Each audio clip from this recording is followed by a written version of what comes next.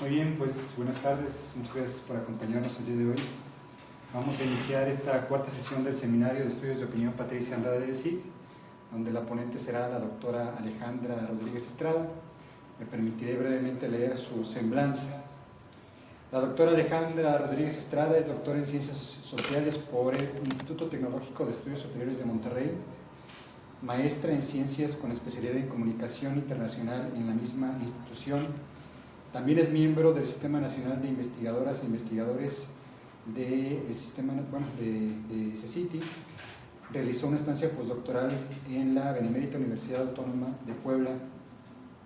Ha trabajado con instituciones públicas y privadas del país como el INAH, la Universidad Autónoma de Baja California, la Benemérita Universidad Autónoma de Puebla, el ITESO, la UDLAP, la Universidad de Anáhuac, el TEC de Monterrey, entre otras. Sus investigaciones abordan la conformación del campo científico de la comunicación política en México y temas afines a la opinión pública y la comunicación política, procesos de socialización política y participación política. Ha publicado capítulos de libros y artículos en revistas científicas con los temas antes mencionados. Participa como evaluador en revistas científicas nacionales e internacionales. El tema del que nos va a hablar el día de hoy será el papel de los observatorios de medios en la opinión pública, vigilancia, agenda y escrutinio. Muchas gracias, doctora. Gracias, doctora. Buenas tardes a los que nos acompañan tanto de manera presencial como vía online. El día de hoy me toca hablar de los observatorios mediáticos y cuál es su incidencia en la opinión pública, y creo que es un tema que resulta relevante para el Centro de Estudios de Opinión, dado que aquí mismo tenemos un observatorio de medios que ya tiene alrededor de 12 años, y creo que abordar cuál es el papel que juega este observatorio en la opinión pública, en la universidad y también en el mismo equipo que trabaja con él. Entonces, voy a hablar primero en términos generales de los observatorios de medios para irme centrando en el CUO, que es la coordinación de la Universidad Veracruzana, y particularmente en el OBVIO, que es el observatorio que tiene el Centro de Estudios de Opinión. Entonces, el objetivo va a ser comprender el papel que tienen los observatorios de medios en la conformación de la opinión pública, a partir de entender su importancia en la nivelación de las distintas estructuras de poder, tanto a nivel macro, que vamos a empezar por ahí, como a nivel micro, que tiene que ver más con las temáticas y las puntuales incidencias que pueden tener. Vamos a conocer las implicaciones que tienen estos resultados y el estudio sistemático, tanto con los medios como con la ciudadanía en general, y además tiene una importancia que me parece de las más relevantes, este rol formativo para no solamente con los que colaboran, sino también en la generación de redes y equipos de trabajo que dan lugar a ciudadanizaciones sofisticadas o ciudadanos sofisticados, ¿no? Básicamente este es el contenido, entender este contexto crítico a nivel global que da lugar a la necesidad de observar a los medios, de observar a quienes observan. En el contexto del NOMIC y del informe McBride, las principales teorías que van a estar circulando en la observación mediática, los observatorios mediáticos con sus funciones y los tipos de observatorios, específicamente el CUO y el OBVIO, y así como la red de la ROM-CONEC, y los proyectos que están derivándose actualmente de estos esfuerzos, ¿no? Entonces tenemos en el centro, digamos, de nuestra observación, de nuestro interés a los observatorios, que podemos encontrarlos en la literatura como los Media Watchers. Por sus antecedentes podemos ubicarlos también como estos ombudsman, que son los defensores de las audiencias, y ese rol que tienen. Incluso Ramonet nos planteaba que los observatorios de medios podían ser considerados el quinto poder, ¿no? Nosotros normalmente ubicamos el cuarto poder a los medios de comunicación. Sin embargo, aunque eso lo plantea Ramonet, yo lo pongo en duda un poquito, porque creo que el papel que tienen los medios de comunicación, tanto públicos como privados, entran en una dinámica dentro de las distintas hegemonías que están en juego y que mueven justamente el poder entre nosotros, ¿no? Sin embargo, creo que todavía los observatorios, a partir de lo que también vamos a presentar, están en un papel un poco incipiente si estamos hablando en términos de poder, pero no todo es poder, ¿no? La observación de cómo se ejerce el poder es importante, pero no necesita convertirse en los observatorios de medios, esa es mi observación, en el quinto poder, ¿no? En los observatorios de medios vamos a ver que se gestan en una dinámica política, ahora sí, de estructuras en choque, que esto tiene que ver con la historia, que tiene que ver posterior a la Guerra Fría, a esta bipolaridad que se había dado, y ahí vamos a ubicar una fuerte tensión, me voy a adentrar en ello más adelante, pero sí quiero que veamos esta complejidad en donde se ubican los observatorios de medios, ¿no? Los observatorios de medios pueden venir de diferentes naturalezas, ¿no? Los agentes pueden venir normalmente de universidades. Los observatorios de medios universitarios, según la revisión de la literatura, suelen ser los que más se sostienen a lo largo del tiempo. Esto tiene su lógica por la infraestructura que nos otorgan las universidades.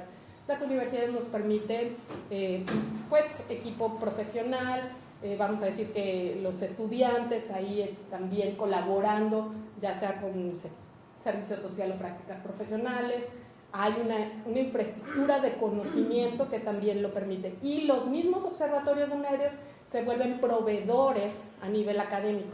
Pueden alimentar tesis, pueden alimentar proyectos particulares, proyectos de investigación para distintos investigadores, etcétera, etcétera. Entonces, la dinámica de intercambio de conocimientos con los observatorios pues se vuelve óptima y en una eficiencia que hace que esa sostenibilidad de los observatorios logre trascender un poco el tiempo, ¿no?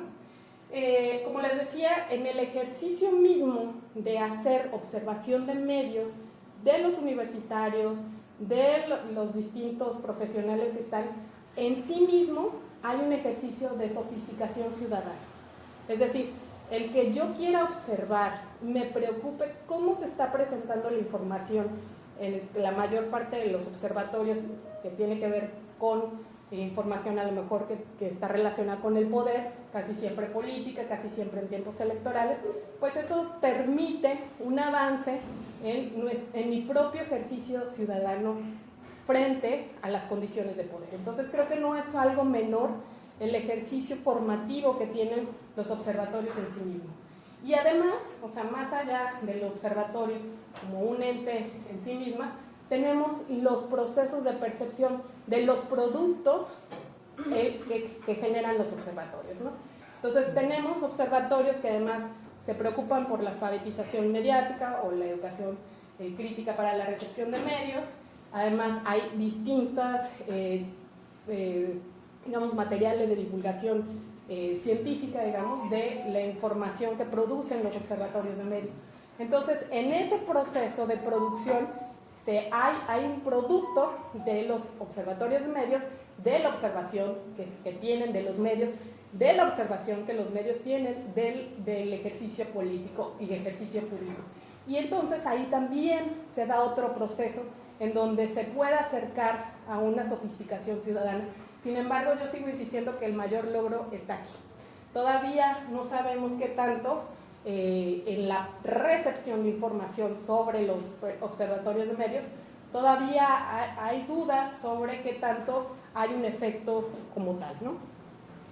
Y les decía, bueno, ubicándolo en el tiempo, es importante reconocer que viene desde un proceso político muy importante, pero que pone su atención en la distribución y en el desequilibrio y poco balance que había en los medios de comunicación. Y eso tiene que ver con el nuevo orden internacional de comunicación y esto deriva desde 1970 con los países no alineados posterior a la Guerra Fría, ¿no?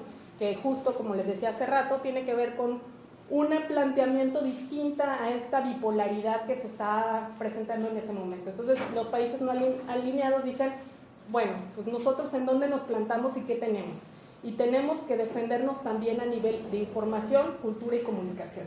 Entonces también da lugar, por ahí de 1980, al informe McBride, que es un informe que no tiene pierde y que aunque ya pasaron muchos años, sigue teniendo vigencia porque son asuntos que todavía no logramos resolver a nivel global.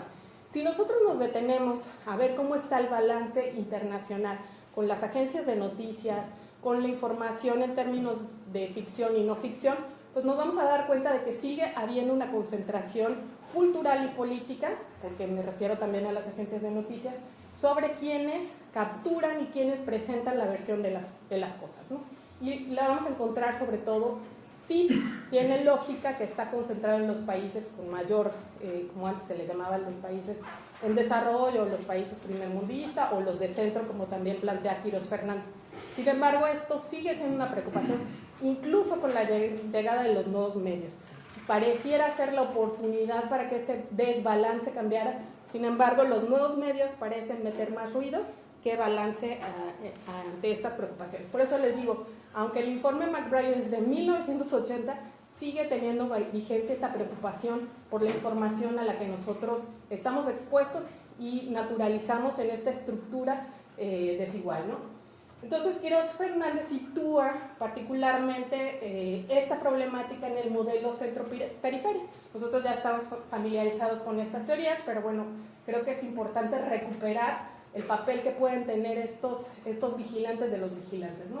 Entonces, el sistema capitalista mundial, que es sin duda alguna en el que nos estamos moviendo, los centros van a generar estos bloques que generan esta dependencia económica, política y cultural, y en estas tres, inequívocamente, también están vinculados al ejercicio que tienen los observatorios de medios.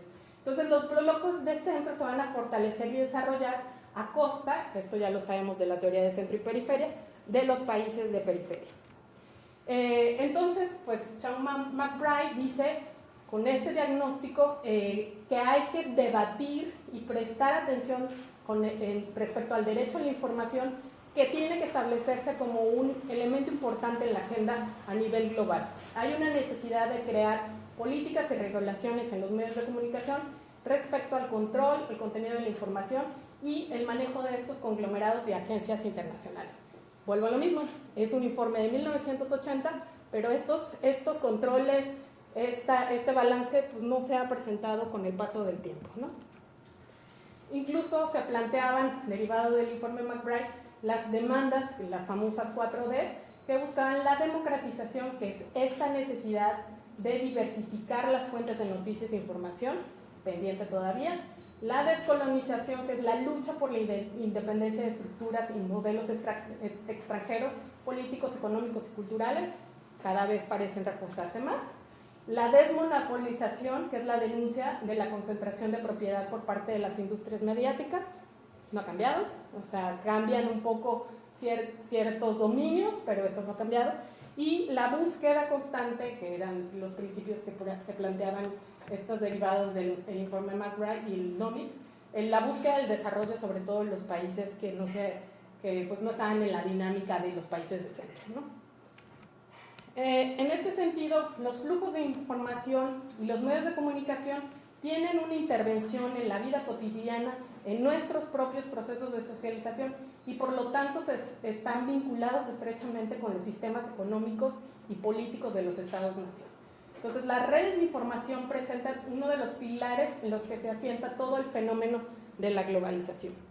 Y en este sentido, pues los medios siguen siendo unos actores centrales para la dinámica de la democracia. Sin comunicación, sin esa vinculación entre la política y los ciudadanos, no hay posibilidad de democracia y no hay espacio para la opinión pública. Los medios parecen ser ese vínculo, pero ¿quién vigila a estos medios de comunicación, ¿no? Y entonces ahí surge de manera muy relevante los observatorios de medios y tienen un papel fundamental en este sentido, ¿no? Para entenderlo todavía un poco mejor, me parece que, y pues, la mayoría conoce muy bien estas teorías, la agenda se sitúa de manera muy natural con el quehacer de los observatorios de medios, ¿no? Porque si bien los medios no nos dicen qué pensar, sí nos dicen en dónde poner la atención, ¿no? Entonces, desde los 70s, McCombs y Shaw decía, bueno, ¿quiénes están haciendo la agenda, ¿no? Quienes están poniendo en la agenda qué temáticas. Y entonces, solo con el trabajo de los observatorios de medios y por supuesto que también de la academia, pues nosotros podemos hacer esa observación longitudinal en donde veamos la recurrencia de ciertas temáticas y por lo tanto también la de ciertas narrativas que pueden estar presentes frente a la omisión de otras, ¿no? Entonces, ¿qué actores están presentes? ¿Qué actores no están siendo presentes en la información política o la información en general que nosotros estamos revisando? ¿Qué tan presentes están, por ejemplo, versiones o la información que tiene que ver, por ejemplo, con infancias? ¿Los estamos viendo o no los estamos viendo reflejados en la recopilación de información? Porque hay ciertos grupos sociales o ciertas problemáticas que parecieran no ser problema de nadie, ¿no? Nos damos cuenta de lo que sí está, pero ¿qué tanto somos conscientes de lo que no está? Y en ese sentido vale la pena siempre hacer la comparación entre medios públicos y medios privados, ya sean impresos o medios audiovisuales, etcétera. Incluso lo que está en las redes sociales frente a los medios tradicionales. Entonces, aquí McCombs y Shaw ya nos empiezan a dar ciertas pautas teóricas que nos enseñan la importancia de también, y viene de manera muy orgánica, a entender cuál es el papel también de los observatorios de medios. Desde luego, la teoría de framing viene también con una naturaleza innegable, ¿no? Edman nos decía que tenemos que observar el modo en que un tema es encuadrado, ya de una manera mucho más puntual, ¿no? Y cómo se daba esta cobertura selectiva, si generaba como consecuencia cámaras de eco, estereotipos, polarización. ¿Cuáles eran estos enfoques en problemas de narrativas como la migración, en donde se pueden dar construcciones muy negativas, cuestiones que tienen que ver con estereotipos, con cuestiones de género, etcétera? O sea, problemáticas que nos dividen socialmente y que los medios de comunicación están teniendo un papel al respecto. Y cómo observarlo, cómo cuantificarlo, cómo cualificarlo también, ¿no? A mí me parece que una gran teoría, si seguimos situando, ¿no?, la observación de los observatorios, que viene muy bien, es la de Chantal Mouffe, que nos habla de estos dos momentos en que se dan las cosas, ¿no? Lo institucional, que tiene que ver con la política, como las instituciones, los partidos, el gobierno, los medios de comunicación se institucionalizan y hacen su trabajo de organizar lo que también Chantal Mouffe plantea como lo político, como ese caos, como esa deriva en donde tratamos de organizarnos como sociedad civil, pero se da la efervescencia del choque de intereses naturales en cualquier grupo humano. Entonces, en ese sentido, los observatorios de medios es interesante ver que están en medio de ese vaivén, ¿no?, entre la institucionalización, porque es un proceso de sistematizar, de organizar la información. Está ubicado casi siempre en instituciones como organizaciones de la sociedad civil, universidades, sectores privados también a veces, ¿no? Pero también su observación tiene una motivación que es al despertar la política, despertar también o poner en la charola la observación de la ciudadanía sobre estas recurrencias u omisiones de la información. Entonces, creo que es relevante observar estos dos momentos que tiene el observatorio o que pueden tener los observatorios y no perder de vista esa importancia dentro de nuestra dinámica social y política también, ¿no? La definición de los observatorios podemos encontrar un sinfín en la literatura, pero básicamente todos coinciden en que son estos espacios de monitoreo, fiscalización o la accountability y el análisis crítico. Sí es importante aquí, o para mí o para nosotros es importante esta parte crítica. No es solo una observación por la observación, tiene un fin más allá. Y en las universidades pues tiene un fin académico y formativo, y por eso también yo insisto en que también de formación de ciudadanías sofisticadas en la medida de lo posible, ¿no? Y bueno, más adelante vamos a ver cómo Susana Herrera Damas, que es una de las investigadoras que más ha puesto atención si no es que la única en Latinoamérica en el tema de los observatorios de medios, o con más recurrencia. Por lo menos de ella podemos encontrar un sinfín de documentos, y de algunos otros vamos a encontrar uno que otro, pero de ella sí encontramos una trayectoria. Como decíamos, los observatorios se vuelven esos vigilantes de aquellos que vigilaban. En un principio, y a lo mejor de manera un poco utópica, el periodista tenía un rol de watchdog, como lo podemos encontrar en la literatura, que son los vigilantes, ese perro guardián de la ciudadanía, en donde teóricamente también era un defensor, ¿no?, del desequilibrio de poderes que se pudiera presentar también porque el gobierno tenía los hilos y controles de la ciudadanía, etc., ¿no? Pero entonces llegan los observatorios de medios y se vuelven ese otro contrapoder, ¿no?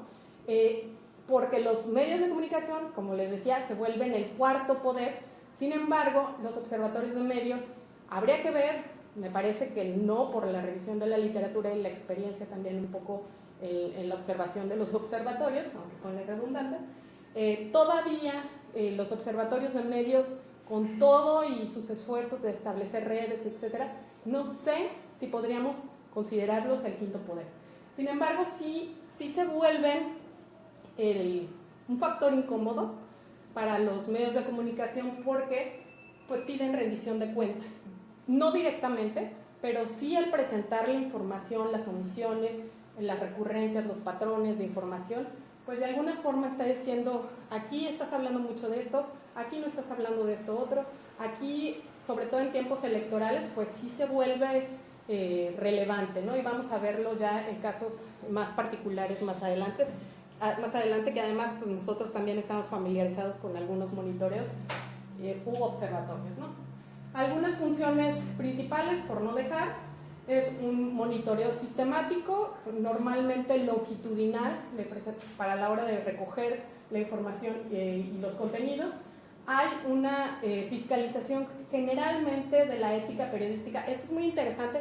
Hay un estudio de La Rosa en donde plantea la experiencia del Observatorio de Medios del ITESO y la oportunidad de diálogo que se abría en el proyecto con los periodistas, pero habla también de la imposibilidad que tiene en sí misma ese esquema, porque los periodistas recelosos, pues normal y recelosos y cuidadosos de su quehacer, pues difícilmente se abrían a un diálogo, ¿no? Porque sabían que había un proceso de fiscalización de su propia práctica. Entonces, pese a todos los intentos que tuvo este observatorio y que me parece muy valioso lo que hicieron en el ITESO, pues no funcionó, ¿no? Habría que pensar otros esquemas que tampoco pongan en riesgo el quehacer, la práctica periodística en otros esquemas, pero creo que es muy valioso lo que hicieron en el ITESO, ¿no?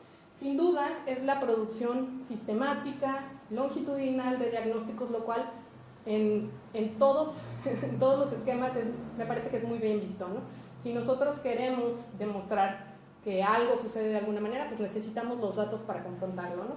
Entonces esos diagnósticos longitudinarios, que además en su misma práctica van mejorando en sí mismos, ¿no? Ay, pues mira, vimos que esta variable funcionó, aquí la categoría podría ampliarse. En sí mismo el trabajo constante y longitudinal es un proceso de aprendizaje constante, y eso también es muy importante. Siempre está presente, pero a mí me cuesta, o lo vamos a poner también aquí a la discusión, si es la función o no. Yo creo ampliamente en la alfabetización de las audiencias y en la formación de audiencias críticas, pero en qué medida los mecanismos o los productos del observatorio son materiales para la alfabetización mediática, o en qué medida los observatorios tendrían que tener ese rol también de alfabetización mediática, ¿no? Y este sí creo que es muy relevante, y tampoco parece haber, o hasta el momento yo no encontré la incidencia, al menos en México, de políticas públicas que tengan que ver con el rol de los medios de comunicación. Sí hay en otros países algunas experiencias, pero pues faltaría, y que creo que eso sí es importante, ¿no? ¿Qué metodologías? Bueno, pues ustedes son estudiantes, la mayoría de posgrado, y saben el manejo de metodologías cuantitativas y cualitativas o mixtas para el uso de cualquier proyecto de investigación. Pues en los observatorios de medios, básicamente en las cuantitativas tienen que ver con el análisis de contenido, la creación del libro de códigos, se tiene que hacer una calibración con los diferentes participantes, un piloteo, mejora del libro de códigos, el instrumento, procesamiento y resultados, ¿no? Pero también puede haber observatorios de medios que hagan un uso de metodologías cualitativas o uso de metodologías mixtas. También las nuevas metodologías, que ya no son tan nuevas, ¿no? Como el manejo de grandes bases de datos a través de Big Data, ¿no? Que ya sea minería de redes sociales, el procesamiento del lenguaje natural, que resultan muy óptimas, y a veces el sumar un análisis de contenido con Big Data puede darnos resultados muy interesantes, ¿no? Hay diferentes casos, voy a pasar rápidamente por los casos, pero para que no nos miremos el ombligo, ¿no? O sea, que veamos más allá de México. En los años 90, el primer observatorio fue el Observatorio da Empresa, que es de Brasil, y tenía este propósito, nace con esta función crítica y democratizadora. Como les decía, el caso México, algunos de los casos más importantes, ya les platicaba el caso del Observatorio Mediático del ITESO, pero también están, por ejemplo, uno con el que estamos bastante familiarizados, que es el monitoreo, que si bien es un observatorio, tiene una naturaleza parecida, que fue el monitoreo que se dio en la Autónoma de Nuevo León en el proceso electoral pasado con el INE. ¿Y qué vemos en estos procesos? Vemos ciertas, si bien no vemos incidencia directa e inmediata en qué pasa con la realidad social, sí vemos que los medios, por ejemplo, con el caso de los monitoreos, y lo platicábamos varios investigadores que estábamos observando la base de datos del monitoreo, que los partidos y el manejo de la información, tanto a través del pago por los partidos o por la información que se presentaba en los noticieros, estaba bastante cuidada. Es decir, el monitoreo funcionó como inhibidor para un desbalance a la hora de presentarse las distintas y los distintos candidatos, al menos en la elección de 2024. Entonces, el que esté el observador, que hay un ojo, ahora sí que poniéndonos un poco en narrativas literarias, el que haya un gran ojo observándolo todo, inhibe ciertas prácticas que podrían ser desproporcionadas a la hora del ejercicio de presentar la información pública, privada o en tiempos electorales. Que en tiempos electorales pues tiene otra dinámica, pero creo que el reconocer, por ejemplo, el papel que tuvo han tenido otras universidades el monitoreo, pero bueno, nosotros estamos familiarizados con el de la Autónoma de Nuevo León, y parece que cada vez más inhibe el desbalance de la participación de los distintos candidatos y partidos, por lo tanto, ¿no? En Colombia, pues tenía también tanto en Colombia como en Estados Unidos, los observatorios y las legislaciones tenían que ver mucho con el cuidado de los contenidos para con las infancias. Y esto sí tuvo una incidencia en las políticas y regulaciones y los derechos de las audiencias. Sin embargo, no hay que perder de vista que una cosa es la audiencia como las infancias como audiencia, o las infancias como tema, ¿no? que más adelante lo vamos a abordar, ¿no? También están los casos de Chile, Salvador y Perú, pero bueno, me voy a ir más allá. El caso es interesante en la observación regional iberoamericana, que en España se tienen 28 observatorios identificados, y también pasa como en la mayoría de los países, que la mayoría son universitarios. La sostenibilidad por el hecho de ser universitarios es fuerte, ¿no? Sin embargo, bueno, a veces encontraban cierta discontinuidad en las investigaciones, cosa que también ocurre en otros países, ¿no? Entonces, en este panorama regional iberoamericano, podemos encontrar que el caso europeo es más hacia esta fiscalización y rendición de cuentas institucional, el caso latinoamericano más hacia la incidencia social y la democratización, y esto tiene que ver otra vez con Quirós Fernández y esta postura centro-periferia, ¿no? O sea, acá hay rendición de cuentas porque ahí hay fuerzas internas que hay que defenderse entre ellas, y en América Latina pues estamos más hacia cómo podemos salir de problemáticas mucho más profundas frente a otros grandes centros, ¿no? Y por lo tanto, los observatorios se vuelven estos actores ciudadanos globales que podrían tener un papel y un paso más hacia estos desbalances de flujos de información, ¿no? Entonces podemos brevemente señalar que tenemos ciudadanías más, o sea, a partir del ejercicio de los observatorios, se podría aspirar a ciudadanías más críticas e informadas, a una visibilización de voces marginadas, que esto pues no es algo menor, o sea, hay problemáticas que simplemente son invisibilizadas, ¿no? A este contrapeso de la concentración mediática, que también es en términos estructurales, esto tal vez es un poco más micro, esto es un poco más macro, ¿no? Y pues a la aspiración mayor de esta democratización del espacio público, ¿no? Cada vez ponemos más en diálogo, queremos poner más en diálogo a diferentes agentes, pues sí, logramos el diálogo, probablemente no, pero por lo menos tenemos más mecanismos, ¿no? La Universidad Veracruzana, a través de la Coordinación Universitaria de Observatorios, pues tiene también esta misión, ¿no? Que es el monitoreo mediante el uso de indicadores de las condiciones del hábitat en el estado de Veracruz, proponiendo soluciones y acumulando conocimiento para aumentar la pertinencia y la responsabilidad social. A mí me parece que es un esfuerzo bastante loable que haya una coordinación universitaria de observatorios. Por lo pronto, en la página oficial del CUO se observan 30 observatorios con diferentes temáticas, ¿no? La temática ambiental, cultura, políticas públicas, economía, género, obviamente medios, educación, salud, la cuestión social y el urbanismo, ¿no? Si bien a lo mejor no todas tienen la misma, vamos a decir, sostenibilidad a través del tiempo, pues es importante el papel que tiene una universidad en la producción de observatorios o en mantener los observatorios. A mí me parece que eso es bastante loable, ¿no?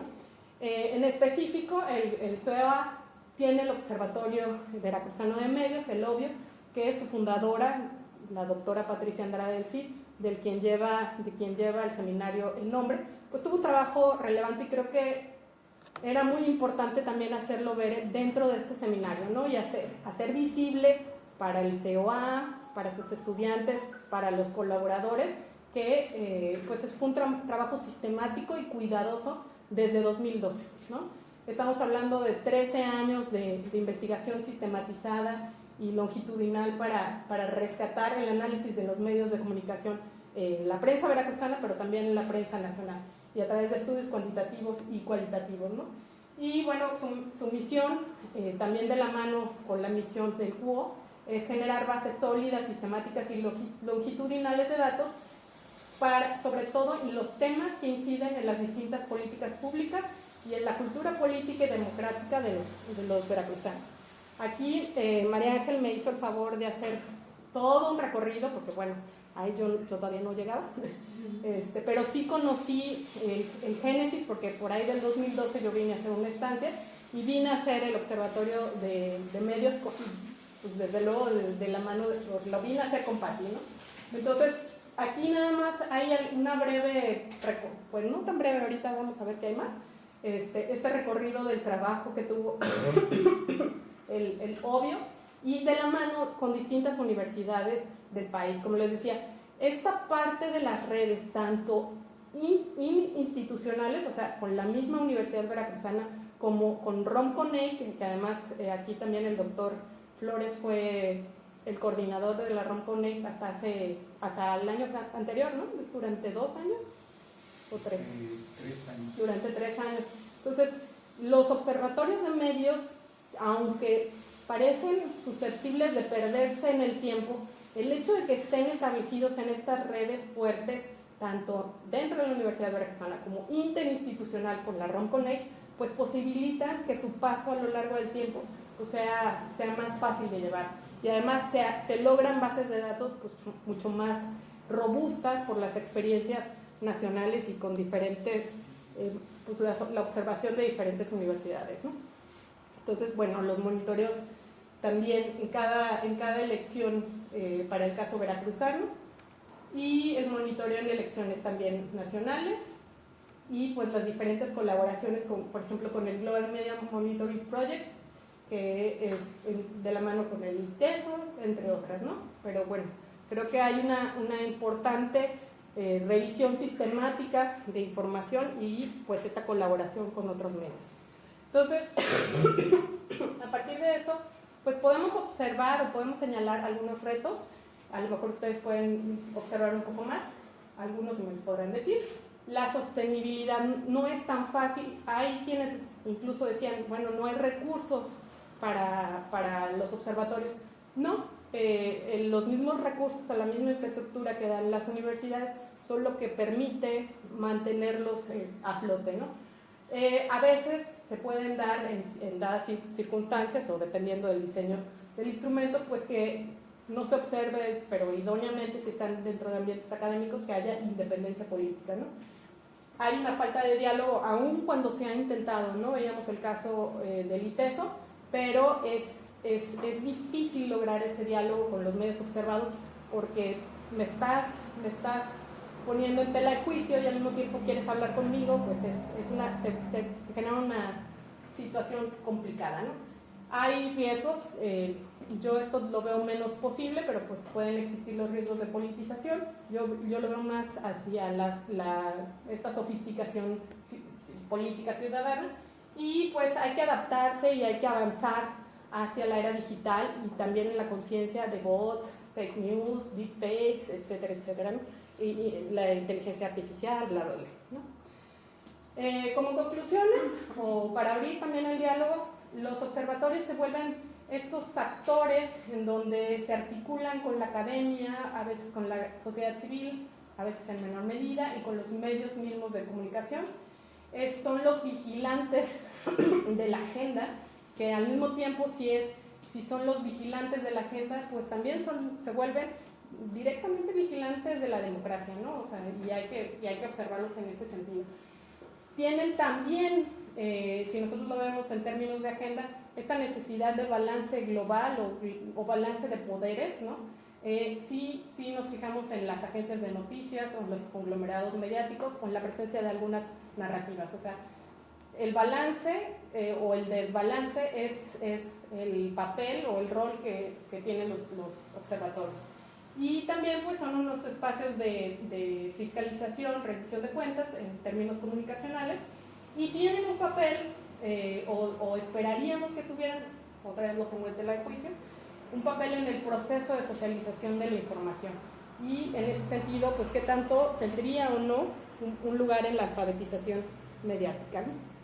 Los nuevos proyectos del Observatorio de Medios pues tienen que ver justamente, después de observar esta panorámica, con cómo están presentadas las infancias en la prensa nacional. Actualmente estamos observando, bueno, la Reforma no, porque todavía no tenemos ese acceso, pero el Universal y la Jornada se escogen los tres medios en donde podemos ubicar cierta orientación ideológica y que además son las de mayor circulación a nivel nacional.